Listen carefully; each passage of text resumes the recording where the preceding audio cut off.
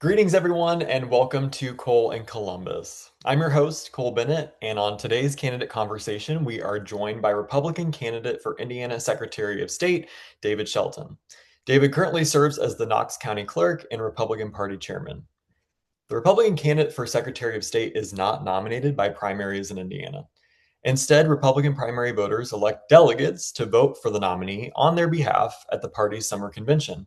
You can expect to see these delegates on your primary ballot this May. David, thank you for joining me. Hey, thanks for having me. So, a question I like to ask all candidates is who are you and why are you running? Well, like you said earlier, I'm the Knox County Clerk. Over the last 7+ years, I've developed a passion for our election processes. I call myself an election nerd, and as an election nerd, being the Secretary of State's the absolute destination spot for me. It's not a stepping stone. I enjoy the challenges of our elections. For some reason, the different rules, regulations, and logistics just kind of stick in my head. And I've enjoyed being able to help county clerks all around the state, and I want to continue in that capacity. As you may be aware, the federal government is considering passing the SAVE Act, which would require voter ID across all 50 states, among other election integrity measures. Can you talk about how Indiana compares with this legislation's goals? Well, we're a trendsetter. We're one of the few states, or we're one of some states that have the photo ID requirements already. So the SAVE Act wouldn't be a big change for Indiana. An aspect, if this is federally required, not only with the photo ID, but the non-citizens registering to vote issue, it would prevent entities like the BMV and Department of Family Services from handing out voter registration applications. Our voter registration system is all federally mandated. And even if the BMV or Department of Family Services knows that the person they're dealing with is not a citizen, they're still required by federal law to offer voter registration applications. And it just creates more work.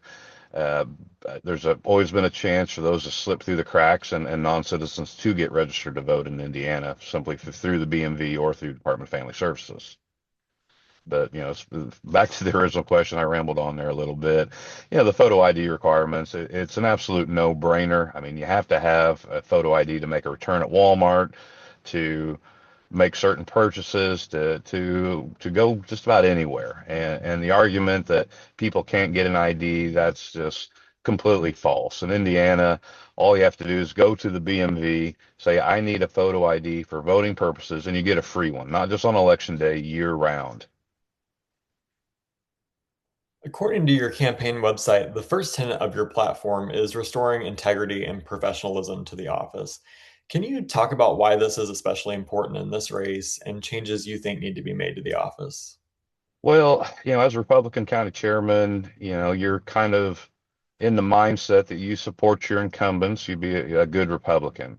But, a little over a year ago, we saw the budget hearings at the State House where our current office holder just abjectly refused to answer direct questions related to creating a new position and hiring his brother-in-law, multi-million dollar no-bid contracts that resulted in campaign contributions coming back to him, the purchase of a $90,000 luxury SUV.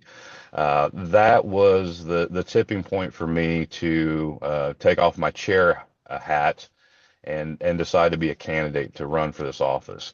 I know that if the incumbent wins renomination, we will lose that office this fall. There's absolutely no doubt in my mind. There's too much drama. There's too much baggage. The Democrats will have an absolute heyday. There's no Oppo research needed whatsoever. And it seems like every other week there's something new coming out. If I am the nominee, the Democrats have nothing to campaign against or campaign for. I'm a competent election administrator. I don't bring the baggage that the current office holder has.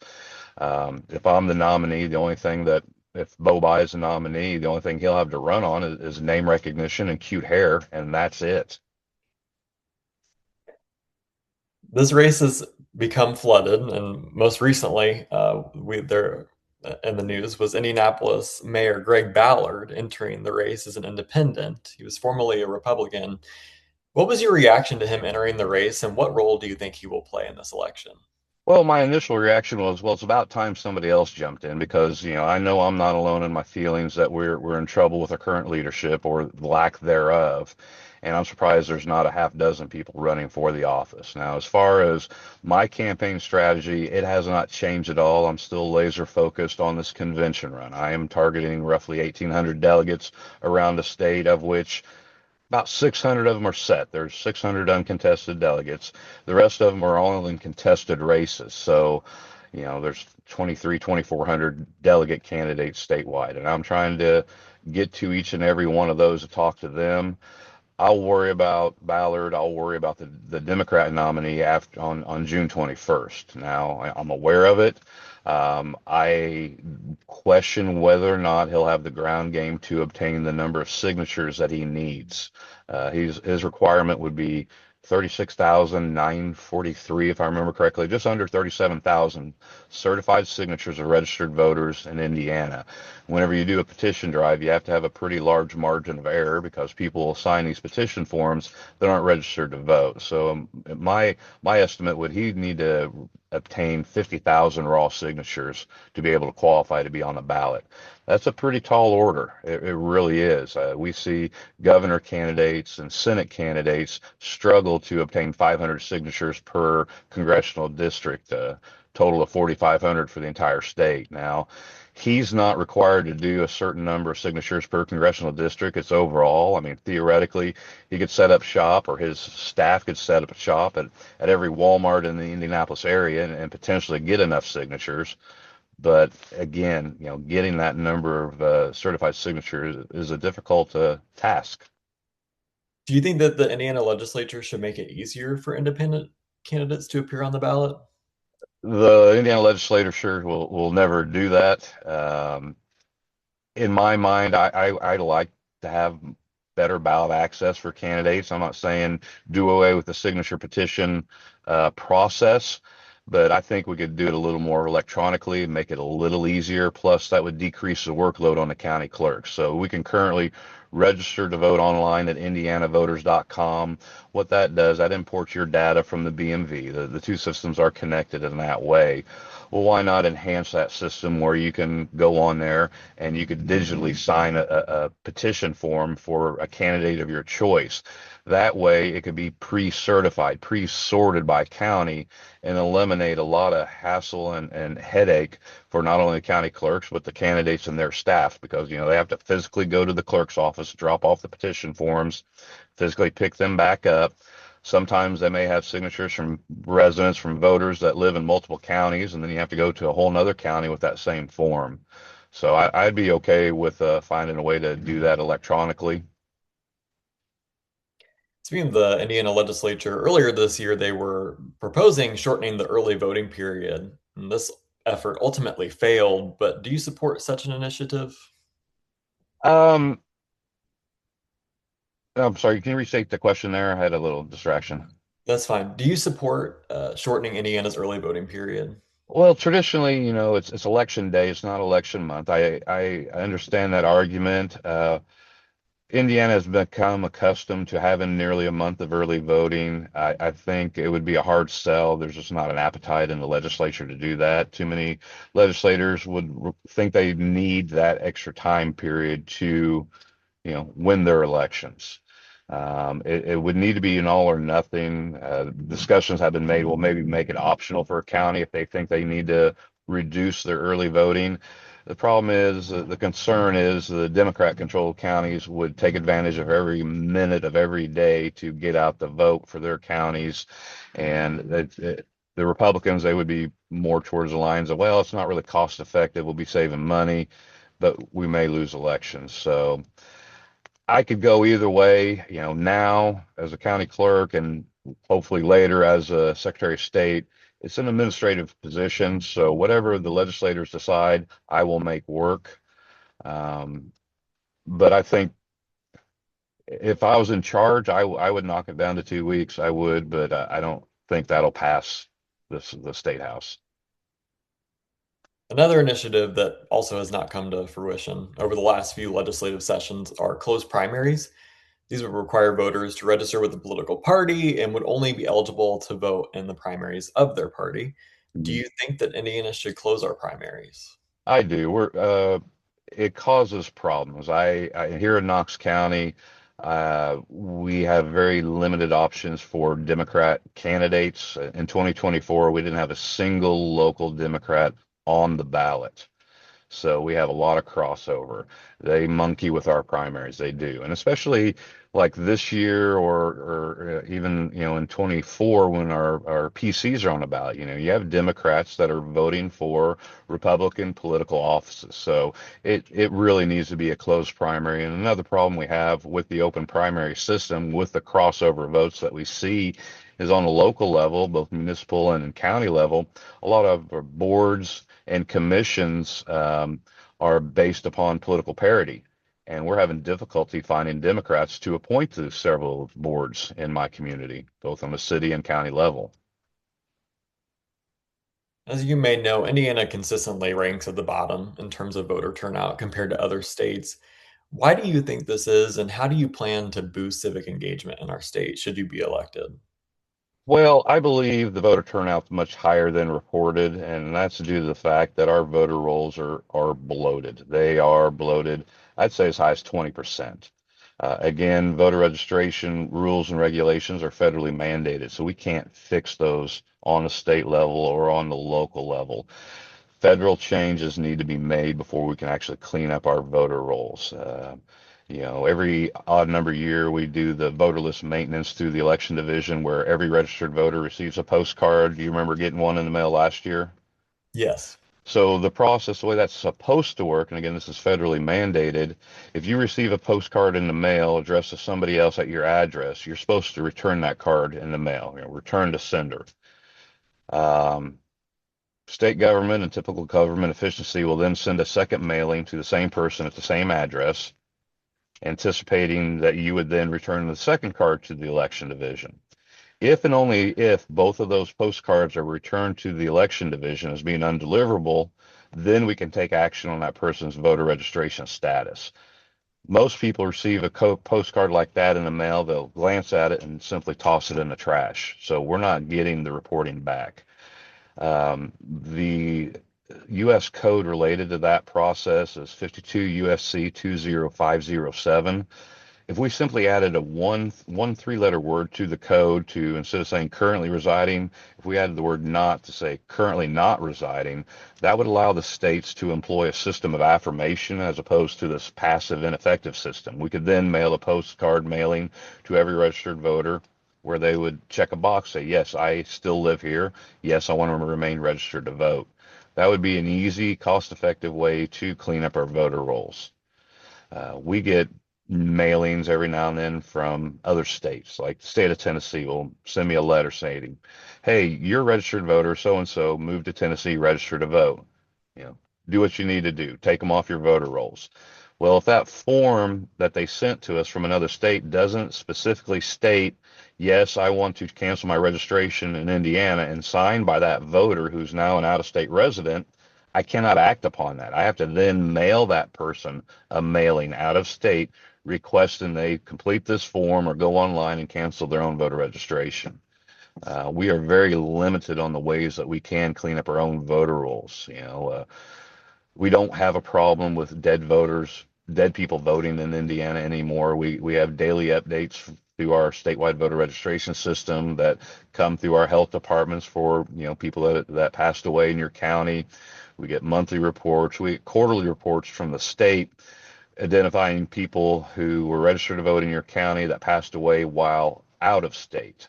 So we do a pretty good job with that. We don't have a whole lot of dead people voting. We also run reports periodically identifying voters over the age of like 105, and then we have to back check all that, contact our health department, both local and state, to see if they have any record of this person passing away. Maybe one slipped through the cracks somewhere. So we do what we can on a local level, but again, voter registration issues are federally mandated. Now, as far as what we can do to increase voter turnout, I've got a couple ideas. Now, this one can be maybe a little convoluted, a lot of moving parts on it, so try to bear with me on this idea here. So our property taxes are due May 10th and November 10th, roughly every year, depending on the when they fall on a week, weekend, holiday, whatnot. I always see the highest number of people paying their property taxes in person in that last week of the property tax payment period. That always happens a week or longer after our elections. I feel like I'm losing out on a lot of voters that would come in and vote while they're at the courthouse or at your courthouse complex. My proposal would be for, and this would involve three other offices, your assessor, your treasurer, and your auditor, start their tax billings process about a week early and adjust the deadlines to pay your property taxes back approximately 10 days. So it's like April 30th and October 31st would be your property tax payment deadlines. That would always fall before an election day. And I think that would increase your early voting turnout by about 5%. Now, it may make it impossible to ever get reelected as a county assessor because they're going to be hot to trot. They're not happy about paying property taxes anyway. That's the only downside I've seen. Now, I've talked to auditors and treasurers and assessors from around the state. They're fine with starting the process a week or two earlier. They get done quicker. And then another potential benefit would be the counties may be able to obtain their tax draws from the state a few days, a week earlier than what they currently do. And that may prevent them from having to dip into their rainy day funds if they're getting a little short on cash. One of the biggest concerns that Republican voters have had over the last 6 years has been the issue of election security. What Mm-hmm. would you say is the biggest threat to election security today in Indiana? Well, it's just our absentee voting system. There's 13, 14 permissible reasons to request an absentee ballot. There's only two of them that I, as a county clerk, can verify that the voter is telling the truth. I can verify whether or not they're over 65. I can verify if they're a violent sexual offender. Everything else is completely on the honor system. I have no idea who's really filling out that ballot once I mail it out. Now, we do have a good system as far as documenting when a request was made. I have people call my office, say, hey, I want an absentee application. So when we mail the application out to the voter, that date is logged in the system. When the signed application comes back, that date's logged as well. When we mail out the ballots, that date is logged. And then when the ballot comes back in, that's logged as well. So at any given time, I can run a report during the early voting period and identify how many ballots I've mailed out, how many I have in-house, and how many are still floating around in the mail or sitting on somebody's kitchen table. In Indiana, we will never see a ballot dump in the middle of the night just because we have those kind of safeguards. Um, that's the main area of concern right there, simply because I do not know who is filling out those ballot cards. In one word, what should voters expect from you as Secretary of State? Consistency, in one word. They say there are 92 ways of doing elections in Indiana, and there is. We receive no formal training on election administration when we get elected. Like my case specifically, I didn't work in the clerk's office. I had been a poll worker, but that was it. And when I took office, I had one election deputy on my staff who was out on medical leave for the first month I was in office. And I was expected to start up an election on my own and do it correctly. That's a bit intimidating. I had to reach out to other county clerks. Went down to the Gibson County Courthouse many times, got to know the staff there, got a couple of them to agree to come up to Knox County on a Saturday. I paid them out of my own pocket to make sure I was setting everything up. So, day one thing that I want to do is implement an election boot camp training program for new clerks. Give them that hands-on training. Our elections are confusing. They really are, but I love them. But the only way to learn our elections is with that hands-on training. You're not going to learn it by reading a step-by-step instruction or even watching a PowerPoint presentation. You need to have that hands-on training with experienced people, build that repetition that builds your expertise at the subject matter. You mentioned the word confusing to describe our elections and how they're facilitated. What do you think is one misconception that voters have about the election process? The most common. Oh, I'm probably going to have to think on that question. We've tried really hard with voter outreach and voter education here. The it's a failure of our education system, I think, really. I'd say the number one question that I still receive to this day is people upset that they want to vote for, like in a primary, they want to vote for this Democrat candidate and then also vote for this Republican candidate at the same time. They don't think it's fair. So Mhm. that's probably the biggest issue we have. I like our two-party system we have here in Indiana. California, they throw them all in the mix, but then you run the chance of only having, Republicans or only Democrats on the ballot in the fall. So, you can make somebody happy for the primary, but then they'll be upset in the fall. Who would you say are your role models, political or otherwise? Well, I was fortunate to serve as a clerk under Connie Lawson for a few years. Her quiet dignity, her expertise, she was a former county clerk as well. Uh, that's been a role model for me. Now, I haven't totally mimicked her. Sometimes I get a little outspoken from time to time, but just that dignity, that integrity that she displayed all the time. She did not need to be the center of attention. You never felt that she was bigger than the office that she held. And I feel like there's a desire for a return to that kind of normalcy. There's a lot of big personalities in a lot of elected offices right now. Several people conduct themselves like they're on reality TV shows 24/7, and that's just not my style. I don't need to be the center of attention. I simply want the job to do the job. Speaking of which, do you think that there needs to be ethics reform within not just the Secretary of State's office, but other areas throughout the state? It wouldn't hurt. I mean, I can talk about the Secretary of State's office. Most definitely, you should not be receiving any kind of campaign contributions from companies or the principals of those companies with entities that you're doing business with as a Secretary of State. You need to stay out of the fray. Like currently, I have a side business. I designed, invented, and patented a stabilizer bracket for encoders in use with our e-poll books. This bracket's in use in getting close to 40 counties in Indiana. They use the same e-poll books down in Georgia, and I've sold them to about 50 counties down there in Georgia. I've already had a sit-down meeting with the Inspector General's office. If I'm successful in winning the nomination, I'm going to either have to sell my business outright or simply deprive humanity of my creation because it'd be an appearance of an impropriety.